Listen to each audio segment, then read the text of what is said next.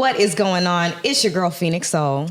And it's your boy, Frederic, the one you need. The one you need. Brought it back crazy.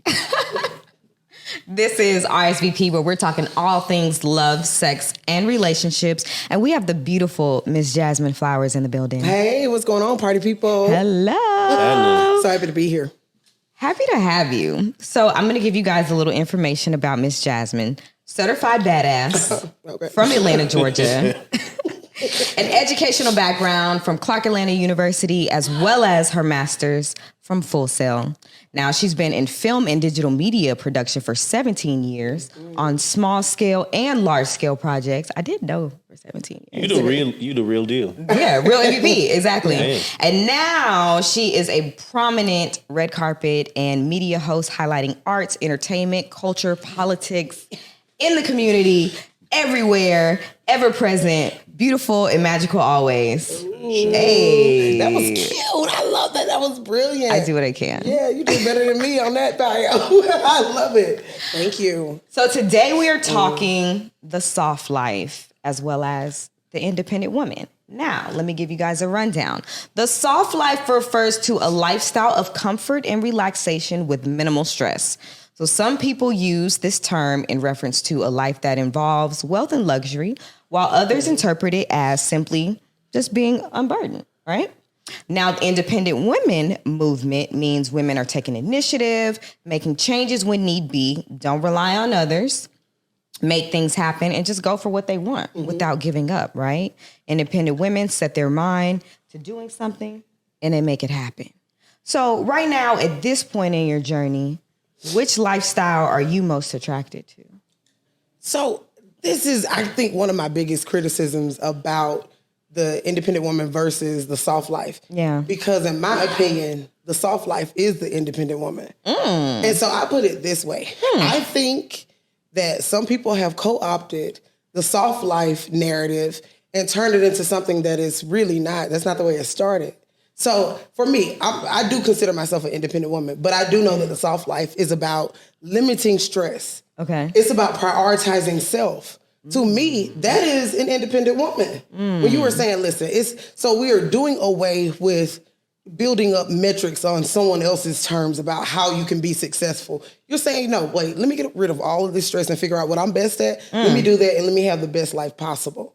To me, that's an independent woman who is living a soft life. Now, Get into it. I was about to say, now, I will say, I feel like, again, that space has been co-opted by people who really are expecting other people to do for them.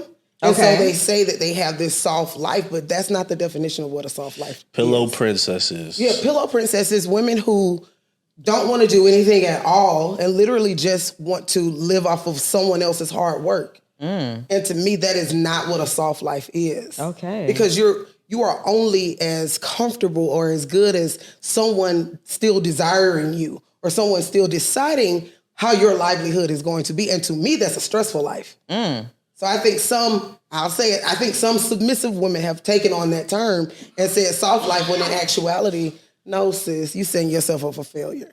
So what is your idea of submission? You just spoke of that word.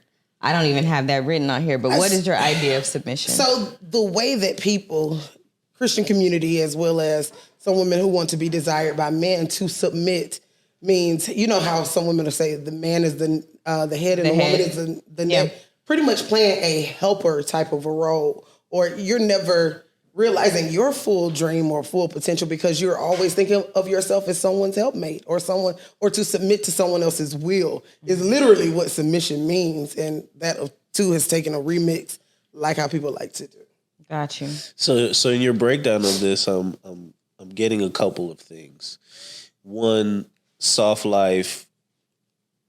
Your approach for soft life speaks more towards the career woman who is still seeking and striving and out here getting hers. Yeah, I think a soft life is about prioritizing self. Yeah. So however you go about that, if you want to have a career where you are working your way through the top of maybe corporate, or if you want to go the entrepreneurial route, or whatever that is for you, your independence. You will have full autonomy over yourself, in my opinion, but also you're very aware of the fact that there are stressors in life that you are like, I am not going to be a part of that. I'm not going to allow myself to be like, okay, they told me that I should hit these metrics and I should be forceful. I should be nasty to people. I should do all these things to get on top. No, I'm going to get on top. Yeah. I'm just going to do it my way. Yeah. And I'm going to have a life where I have financial freedom. Yeah. I'm going to have a life of beauty. I'm going to have a life of love and friendships, maybe relationships too. But like you're showing up for yourself, to me, is what it means to be an independent woman who's living a soft life. Right. So what I gather from what you're saying as well is that they can coexist, a soft life and the independent women. For sure. But what I'm not hearing in your description of this is the I don't need a man rhetoric when it comes to being an independent woman. Oh, okay, so I know this is a real touchy subject in our community. Go ahead. That's what we're here for. So I think that I'm real big on like, let's define words because words have meanings. Yeah. If we dissect the word need, it is something that is essential. Nobody is going to die if they don't have a boo. Like, let's be clear. You will survive. Humans need food, water, and shelter to survive. Right. You do not need. I'm gonna interject on that. Mm-hmm. Children, babies, there are studies that have been done, and babies that are not held will die. So, if they are not, we are wired for connection. We need connection, but that a connection doesn't necessarily mean you have to have a romantic relationship either. For sure. You don't need that to survive. Community, sure. But I mean, some people are nomadic human beings and they don't need nobody. They just figure out a way to live on their own, right? I think that's subjective. I know I need my man. You don't. I do. Of course. Yeah. So I think when I tell people a need it is essential. You are not going to survive. You will survive without your man. And I will tell people this, and we ain't speaking about negativity on anybody. But I oftentimes talk about my own personal life as far as how I was raised. For sure. I was born into a traditional family. My parents' purposeful relationship, got married, did the whole thing. You know, we get married first and then we have the children. You know, my two sisters and I, all three of us were born inside of 4 years. My parents were busy. But at 38, the age I am now, my mama found herself a single mother after losing her husband, my dad, to violence. Mm. I think sometimes about my mom, and I feel like I have two experiences. Okay. The first 7, almost 8 years of my life was spent in a traditional family. 7 going on past that point was spent in a single parent home where my mother didn't remarry and she didn't date. Okay. So I saw a woman doing everything. So when I tell people, no, you don't need someone. And I've seen what some women do when they allow the narrative to be need. If the narrative is want, that's different. Well, yeah, you want someone to come home to. You want a partner. You want someone who can show you that love. But if you don't have someone, you're not going to die. You will be okay. You may not have the life that you expected. You may not have the life that you wanted, but you ain't going to die. And I think it's interesting that you speak of, death. You speak of survive. I think that's directly connected to a survival mentality. I agree too. I don't need, and that's operating from the survival space. However, if this is an and world, which is what I call it, with abundance, and I can have all things, then there may be a need for some. I'm a Libra, you're a Libra, right? And we always talk about being the balance. The balance, for on sure. Both sides, But I know that there's that need for me to nurture. There's that need for me to cater that is intrinsic. Yeah. You know what I'm saying? But I think that definitely depends upon whether you're coming from a survival. Mm-hmm. You won't die if you by yourself, or if it's from an abundant space. Yeah. No, I need that. And I too love nurturing things. For sure. I find myself I like to have things around me. Things. People? I love to have people around me too. Okay. I love my mom always said I'd never meet a stranger because I'm always like, hey, we're cool, whatever. But I also know I'm very good at getting rid of things that don't serve me either. But you keep speaking of things. Well, things are people. I would say get rid of people. Y'all got to go. If you aren't treating me in the way I know I fully deserve, then to get rid of people is what you must do. Understand?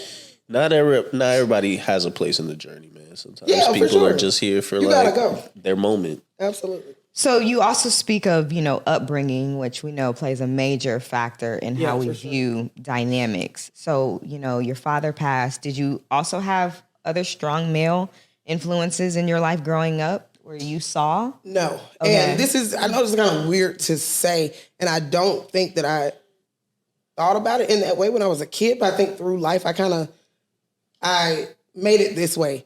I always felt like my dad was the only man that was supposed to be in my life. When he died, I remember this feeling of, well, I guess I wasn't supposed to have a dad. Because I never, I guess I should also say too, this may sound weird to people too, we always kept him alive though in my family. Of course. March 15th is his birthday. We celebrate it every year. Still Amazing. now. And my parents' anniversary is June 11th.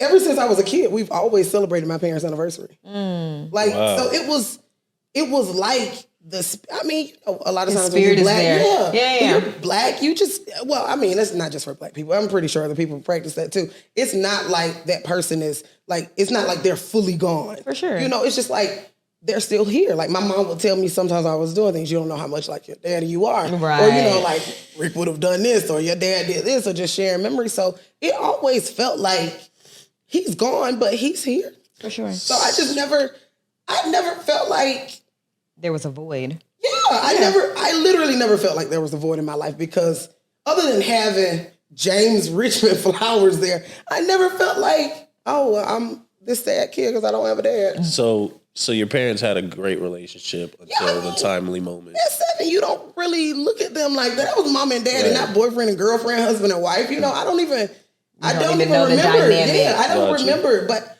I just remember the way my mother used to speak about him. And I will say this too.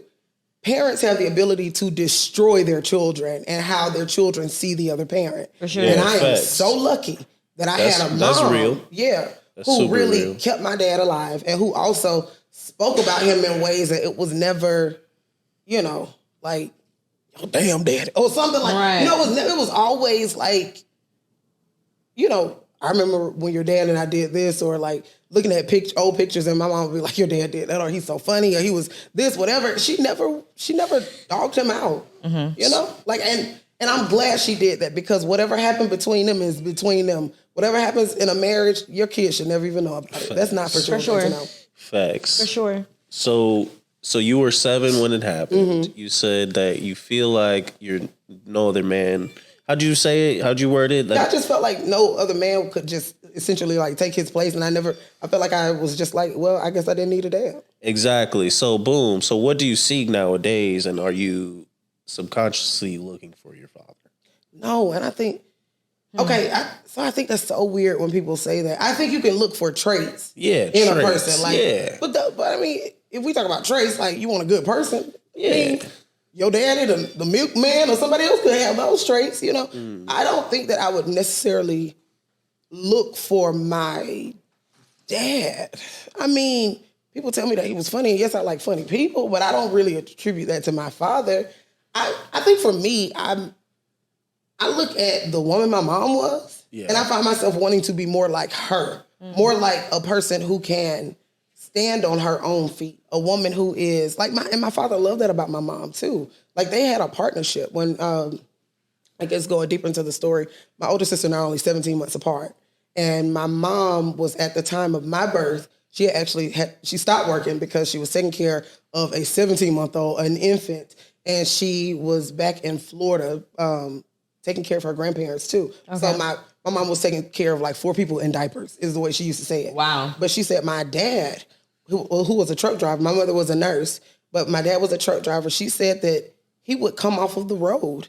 And if any housework needed to be done, he would just pitch in. It wasn't like a expectation of where is my food? Where is this? Where, like, they were true partners. They were partners. And it was just like, okay, whatever you didn't do, Beverly, I will take it on. Yes, I've been outside the house working, but you are taking care of my children as well as your grandparents. Like, for sure. Why would I add more stress onto you? I understand that they can get away from you. So she would always tell me things like that about him. So maybe in that event, I do feel like I look for a partnership. because I'm not interested in anything other than a partnership. Like I have no intentions of being submissive to anybody. I don't. No. So let's shift gears. Let's shift gears. How is dating for you? I don't date anymore. Probably because I will not submit. I just feel like submission is not the way our community should.